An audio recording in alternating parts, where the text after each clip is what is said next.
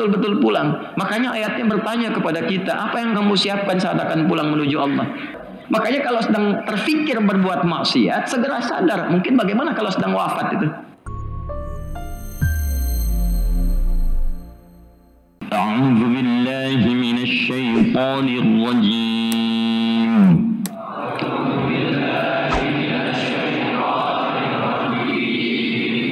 Bismillahirrahmanirrahim.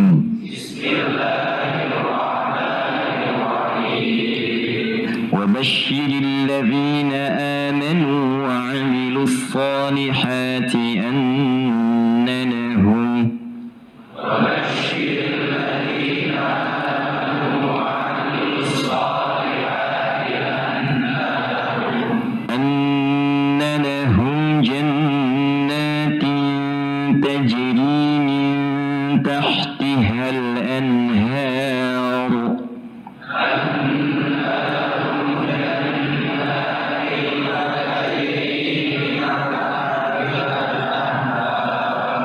ikhfanya 2 harakat, jangan dilewat begitu saja, berikan hak setiap hurufnya. Anna lahum jannatin tajri min tahtihal anhar.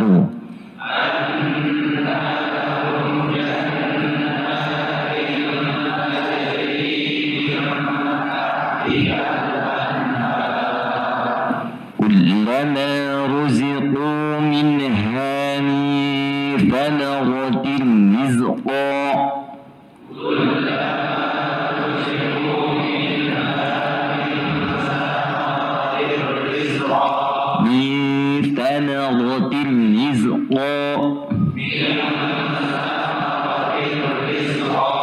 qalu hadha alladhi ruziqna min qablu wa utu bihi mutashabiha.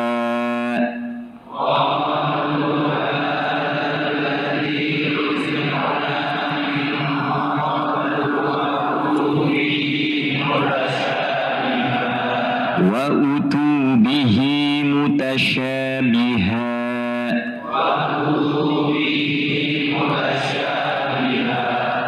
Wa lahum fiha azwajun mutahharah.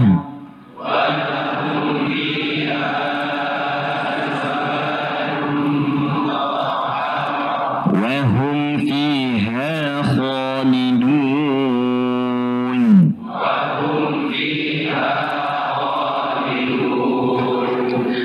Baik, bismillahirrahmanirrahim. Orang-orang yang mau beriman kepada Allah, meyakini Al-Quran sebagai pedoman hidup, dan berusaha berpaling dari segala jenis maksiat untuk menata diri menjadi pribadi takwa. Perhatikan 3 hal yang saya sebutkan secara berurutan. Orang-orang yang beriman kepada Allah: 1. Mengimani Al-Quran sebagai pedoman hidup. 2. Dan menata diri untuk meninggalkan maksiat guna menjadi pribadi takwa. 3. Maka orang-orang ini diperintahkan oleh Allah Subhanahu wa taala kepada Nabi Muhammad sallallahu alaihi wasallam untuk memberikan kabar gembira kepada mereka bahkan sebelum mereka wafat, bahwa semua apa yang mereka lakukan ini, 3 hal tadi, itu dapat penilaian tinggi di sisi Allah dengan disiapkannya segala keindahan dan keragaman surga untuk mereka sesuai dengan amalnya masing-masing. Itu secara singkatnya. Baik ya, nanti pokoknya 3. 1, beriman. Iman itu pokoknya ya. Dan itu harus di-charge terus supaya kuat. Rata-rata sekarang pegang handphone kan ya? Halo, pegang handphone? Kalau dilihat itu kan sebelah sisi kanan kalau kita begini, berarti di handphonenya kiri atas dari handphone kan ada indikator baterai ya. Ya. Kalau baterainya semakin melemah itu kan berpengaruh kepada tampilan, ya kan? Tampilan handphonenya dan konektivitasnya kadang-kadang kan? Ya kan? Pun demikian dengan sinyalnya. Makanya kan perlu di-charge lagi ya. Ya kan? Halo? Perlu di-charge ya? Nah, jadi apa yang kita gunakan dalam perangkat kehidupan saja itu membutuhkan motivasi terus. Terus di-charge lagi, dikuatkan lagi. Apalagi iman yang menjadi generator hidup kita dan penentu keabadian hidup kita saat pulang. Makanya dasar paling pokok dalam Islam itu keimanan. Itu perlu diikat kuat dalam jiwa, jangan sampai lemah. Nah, saat sesuatu diikat kuat, diikat ikatan yang kuat yang dijaga supaya enggak lepas, itu bahasa Arabnya, kata kerjanya disebut dengan aqada. Ain qaf dengan dal. Kita menyebutnya akad. Nikah kenapa disebut dengan akad nikah? Salah satu maknanya supaya dijaga komitmen dalam akad itu jangan sampai terlepas atau kendor. Jaga itu komitmen itu. Nah, ikatan itu kalau sudah semakin kuat dan menempel terangkai kuat, urwatul wuthqa, maka disebut dengan akidah sifatnya. Karena itu sifat iman kalau sudah melekat dalam jiwa disebut dengan akidah. Makanya nanti ada ilmunya bagaimana menguatkan iman itu melekat kepada jiwa. Maka ilmunya disebut dengan ilmu akidah. Kalau sudah nanti melekat kuat, maka segala yang kita kerjakan itu dibimbing iman. Ya, dibimbing oleh iman kita untuk tersambung kepada ridha Allah, mengarah kepada satu titik, ya, kepada ridha Allah. Mengarah kepada satu itu disebut dengan tauhid namanya. Wahhada yuwahhidu tauhidan. Makanya ilmu akidah disebut juga dengan ilmu tauhid. Nah, itu pokok dasarnya. Kalau orang sudah yakin mau mengerjakan apapun sekalipun belum paham pasti dikerjakan. Kalau orang sudah yakin. Nah, level tertinggi dari seorang muslim itu ya keimanannya. Itu akidahnya itu. Ya, itu akidahnya.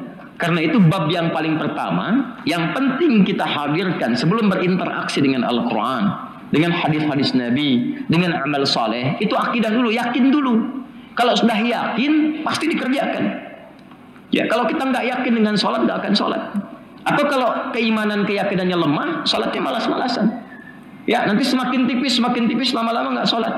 Kenapa? Itu pasti persoalannya imannya dulu tuh. Bukan karena sholatnya, karena imannya. Jelas? Nah, amal soleh juga begitu. Kalau kita yakin di balik amal soleh ada pahala, ada kehidupan setelah pulang, ya, ada hisab, ada timbangan, ada syafaat. Kita yakin dengan itu semua, kuat ya keyakinan kita, maka pasti orang cerdas akan bersiap-siap. Kalau Anda yakin Anda itu pengen mudik saat nanti Idul Fitri, ya Lebaran tahun ini, pasti Anda akan siap-siap kan? Tapi kalau Anda nggak yakin Anda akan pulang, Anda abai saja. Ya sudah, kalau ada rezeki pulang, kalau enggak ya enggak. Nanti banyak enggaknya dibandingkan pulangnya. Ya, sebab orang yang tidak mudik, yang tidak pulang itu selalu ketika ditanya nggak ada bekal. Nggak ada bekal. Jadi uniknya begini, dalam konteks kehidupan dunia saja, orang mencari bekal untuk mudik. Mudik, ya. Ya, id itu bahasa Arabnya itu terjemahannya mudik. Id itu mudik. Ya, tempat mudik itu ma'ad, zadul ma'ad. Waktu untuk mudik disebut mi'ad. Quran surah 3 ayat 9, innallaha la yukhliful mi'ad. Beruntungnya kita di Indonesia tiap tahun diajarkan cara mudik supaya persiapan mudik yang hakiki, yang sejati ketika pulang kepada Allah. Ya, coba kita diajarkan betul-betulan kan? Sebelum pulang cari bekal dulu. Terus konfirmasi kan ke tempat yang akan dituju. Insya Allah tahun ini pulang senang yang di sana. Nah, senang itu kan siap-siap kan, ya kan?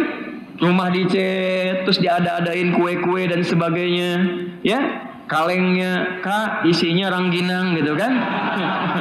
Ya kan banyak terjadi kan? Ya, tapi kan itu ekspresi kebahagiaan menyambut. Terus saking banyaknya bekal itu kita pun bahagia kan pulangnya. Tak peduli berapa jauh jaraknya kan. Tapi motor bebek itu begitu setia kan, dengan dus yang banyak, tambah pelepah pisang di belakangnya, bertuliskan di dusnya sayang aku pulang gitu kan. Ya kan? Itu kan ekspresi kebahagiaan. Nah, itu contoh keduniaan. Ya, contoh keduniaan. Dan pada akhirnya kita betul-betul mudik, kita betul-betul pulang. Makanya ayatnya bertanya kepada kita, apa yang kamu siapkan saat akan pulang menuju Allah? Ya, bahkan nanti banyak ayat turun, fa aina tadhhabun? Kalian tuh mau pergi kemana sih? Mau mudik kemana sih? Ya, sebetulnya mau hidup tuh mau bagaimana gitu. Kalau bahasa Quran tuh kita terjemahkan dengan gampangnya, fa aina tadhhabun? Kalian tuh mau kemana? Ya, lagi ngapain di bumi gitu? Mau kemana? Mau ngapain? Kan cuma nunggu pulang aja, ya kan? Sekarang beraktivitas, nanti sholat, nunggu lagi, sholat lagi, nunggu lagi, sholat lagi, ujungnya pulang. Terus kan ketika diminta sholat itu panggilan terakhirnya, ya, yang mengikat kepada perintah sholat itu pengingat kematian. Al-Baqarah ayat ke-45 itu, wasta'inu bis-sabri was-shalah wa innaha lakabiratun illa 'alal khashi'in. Siapa orang khusyuk itu? Ayat 46-nya. Alladzina yadhunnuna annahum mulaqu rabbihim wa annahum ilaihi raji'un. Jadi salat itu pemanasan untuk pulang, untuk mudik. Makanya kalau orang mau salat, ingat kalau mau khusyuk itu ingat, mungkin ini saatnya saya pulang kepada Allah. Makanya dipanggil. Ya, maaf. Kalau azan itu panggilan untuk siapa? Azan panggilan untuk siapa? Azan panggilan untuk siapa? Hah? Orang beriman. Pertanyaan saya, Anda beriman enggak? Hah? Berarti panggilan azan itu untuk siapa? Bilang untuk saya. Adi untuk Adi, Asep untuk Asep, Joni untuk Joni, Cepi untuk Cepi. Panggilan azan untuk siapa? Untuk saya. Adi dipanggil Allah. Apa artinya? Meninggal. Iya, itu dipanggil kan? Masya Allah, Pak Joni sudah dipanggil Allah. Berpulang kan? Nah, kita itu 5 kali dalam sehari dipanggil. Kamu siap-siap, nanti datang giliran kamu. Makanya kalau dalam sholat itu seringkali imam mengatakan shollu sholatan muwadda'. Sholat yang betul, yang khusyuk, seakan ini menjadi sholat perpisahan. Kita latihan. Nah, kalau sholatnya begitu, tercas lagi keadaan diri kita itu. Maka kita ingat lagi, mau pulang. Gimana kalau sedang pulang kondisi tidak baik? Masa diwafatkan dalam keadaan sedang bermaksiat? Kan tidak keren tuh. Nggak keren loh ketika diputar tuh. Kan nanti akan diputar film kehidupan kita itu. Terus ditunjukin deh. Meninggalnya sedang korupsi. Kan? Jadi diputar loh. Ketahuan semua makhluk langit dan bumi. Ya? Itu kok meninggalnya sedang mencopet. Itu meninggalnya sedang mabuk. Ya? Ini meninggalnya sedang mencuri. Ini meninggalnya sedang macam-macam, ketahuan. Makanya kalau sedang terfikir berbuat maksiat, segera sadar. Mungkin bagaimana kalau sedang wafat itu? Berbuat maksiat diwafatkan. Nah, itu yang akan mengembalikan kita dalam suasana baik. Nah, orang-orang seperti ini nggak mungkin bisa berbuat demikian kalau nggak ada iman. Makanya iman itu paling pokok. Tauhid itu bab pertama, akidah itu mesti benar. Itu satu itu. Nah, pancaran akidah itu terrefleksikan dalam perilaku kita, bukan ada di ketebalan kitab. Ya, jadi akidah itu bukan untuk saling berdebat, bukan untuk saling tebal-tebalan informasi, untuk dipraktekkan, menjaga supaya refleksi dari itu muncul amal soleh. Jadi kalau Anda hafal kitab, tahu ini dan itu, tapi nggak muncul amal solehnya, malah digunakan untuk berbuat yang tidak baik, berselisih dan sebagainya, artinya itu mencerminkan akidah yang belum sempurna. Kesempurnaan akidah itu ada pada perilaku. Jelas? Tapi tidak semua perilaku yang kelihatan baik benar secara akidah. Nanti ada koneksinya tuh, bisa kelihatan ciri-cirinya. Nah, kapan itu disebut baik? Kalau pedomannya benar. Di mana pedomannya orang berakidah Islam itu? Pedomannya Al-Quran, dengan hadis-hadis Nabi, dengan sunnah Nabi. Karena itulah penting bagi seorang muslim keluarkan tuh ayat-ayat Qurannya yang sesuai dengan perilaku dan aktivitas kita. Sering saya katakan, Anda itu profesinya apa? Pebisnis, ada ayat bisnis. Pengajar, ada ayat ilmu. Sampai hadis bersin juga ada tuh. Ya, Anda bersin, alhamdulillah. Kita ucapkan apa? Yarhamukallah. Anda jawab apa? Yahdikumullah. Begitu muridnya jawab yahdikumullah, dosen saya mengatakan yahdini awalan tsumma antum, katanya. Saya punya dosen, beliau ngajar usul fikih, ngajar fikih dulu. Jadi ada yang bersin. Terus dia jawab alhamdulillah, kata dosen kami rahmukallah. Ya, kata murid-muridnya termasuk kami yahdikumullah. Yahdikumullah, semoga Allah memberi hidayah kepada Anda. Jawab dosen kami, yahdini awalan tsumma antum. Saya duluan yang dikasih baru kemudian kalian.